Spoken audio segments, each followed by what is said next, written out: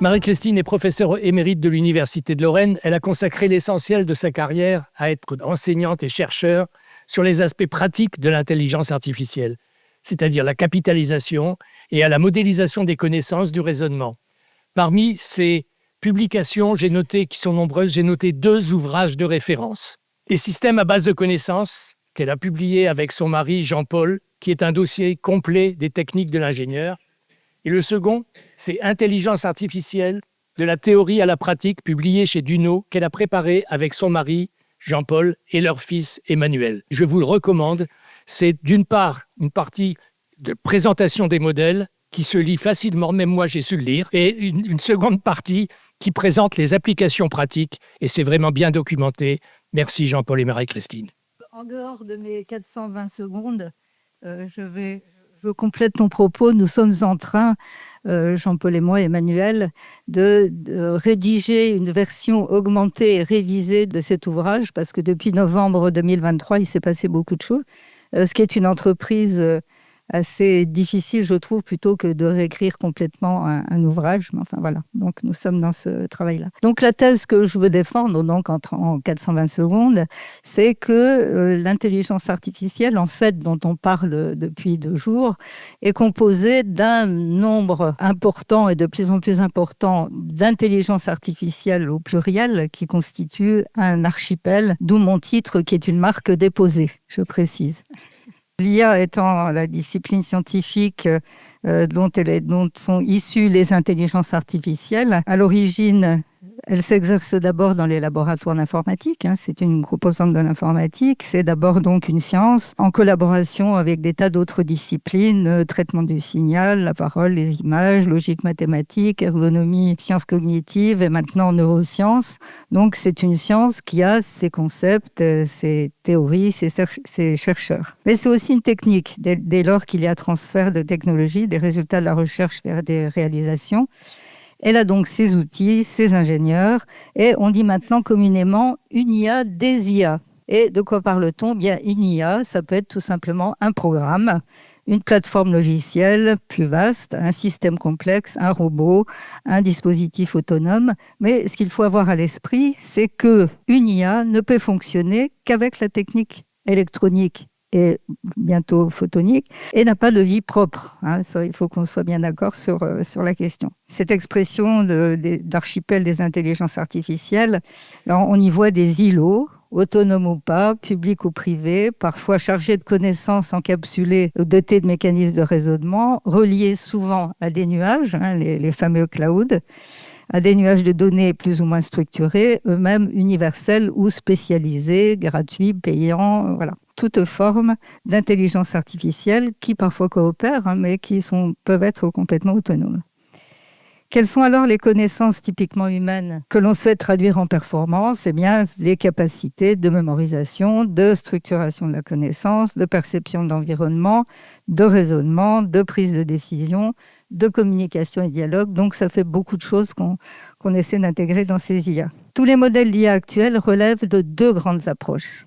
Les approches qu'on dit symboliques, qui sont fondées sur les connaissances, et les approches numériques fondées sur les données.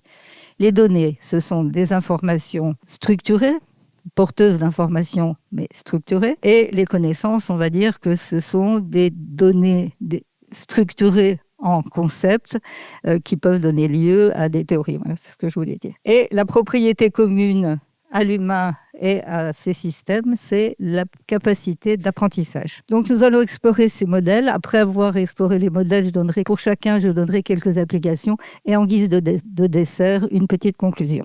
Soit l'IA fonctionne comme un logicien, soit elle fonctionne comme un ordinateur, c'est-à-dire qu'elle a des capacités, on utilise ses capacités de calcul, soit elle fonctionne comme un cerveau et nous allons donc explorer ces 3 modèles. D'abord, l'IA symbolique. Le principe de base, c'est la construction, c'est le cas de le dire, c'est la construction de bases de connaissances spécifiques d'un domaine acquise pour partie auprès d'experts, ce qui a valu autrefois le nom de système expert au système qui était développé dans ce cadre-là. Structuré à la mode informatique et pour résoudre un problème, aider à une prise de décision par exemple. Un raisonnement est assuré par un interpréteur que vous voyez à droite, doté de la bonne stratégie de raisonnement, adaptée aux problèmes que l'on veut traiter, et en communication avec une mémoire à court terme dans laquelle se construisent les hypothèses et des solutions intermédiaires. Cette structuration fait que ces systèmes ont un pouvoir explicatif, puisque derrière il y a un raisonnement qui peut être tracé. Donc première chose importante. La deuxième chose, c'est qu'elles ont ainsi un rôle possible en formation initiale ou formation continue. Des exemples qui se distinguent par le domaine concerné et par leur objectif. On va voir ces points essentiellement à travers des travaux personnels dans le cadre de mes activités au sein du laboratoire de Jean-Paul et de ses propres activités à lui. Donc, un exemple de tuteur intelligent. Monique Grand-Bastien n'est plus dans la salle, mais saurait en parler savamment.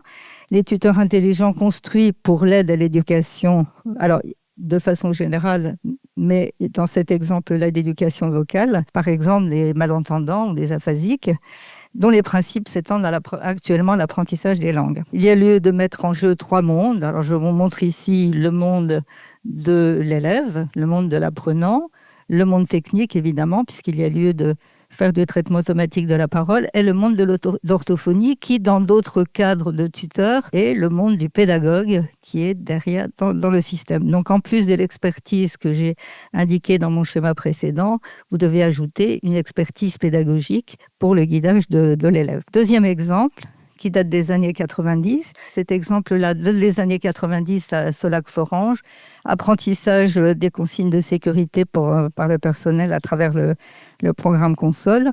Exemple dans le domaine médical, cette capacité à expliquer le raisonnement essentiel. On voit sur l'image un champ d'irradiation pour le traitement par radiothérapie externe d'un cancer rare et pour lequel l'expertise se fait rare également, avec un exemple de connaissance qui vous montre ici comment qualifier la limite supérieure du champ d'irradiation. Et c'est un petit élément de connaissance de ce système qui marche en routine à l'Institut Lorrain du cancer. Dernier exemple dans cette catégorie de l'IA symbolique, le fameux système Sachem dont M. Friedrich vous a parlé hier, fortement instrumenté, généralisé à l'ensemble des hauts fourneaux de Solac à l'époque, Dunkerque, Fos et Hayange, qui fonctionne toujours en routine, qui est étendu à l'international et qui permet sur une plateforme centralisée d'observer la conduite de tous les hauts fourneaux pilotés. Deuxième modèle, le modèle d'IA statistique, qui prend en compte la variabilité d'un ensemble de données, comme des données vocales ou des images, qui modélise en fait la variabilité de ces données. Exemple, donc la parole. Autrefois, on reconnaissait quelques mots d'un locuteur unique. Maintenant, vous pouvez parler à votre téléphone, quelle que soit votre voix ou votre état émotionnel, votre parole est reconnue. Donc, ceci est fait de façon purement statistique. Comme champ d'application, les moteurs de recommandation, on peut être plus ou moins d'accord avec. L'interprétation de signaux et, comme je l'ai dit, la reconnaissance de la parole. Et troisième modèle, celui de l'IA neuronale ou encore l'IA connexionniste. Marc Siamana vient d'évoquer la question. 10 puissance 11 neurones dans notre cerveau, 10 puissance 4, 10 000 connexions en moyenne, ce qui fait 10 puissance 15 connexions. Vous voyez que dans les systèmes actuels, dont vous avez un prototype initial des années 43 ici, là, on est loin de cette complexité de l'humain ou simplement de l'animal. Donc l'apprentissage de tels systèmes consiste à forcer les sorties à donner la bonne réponse quand on lui présente des données en entrée.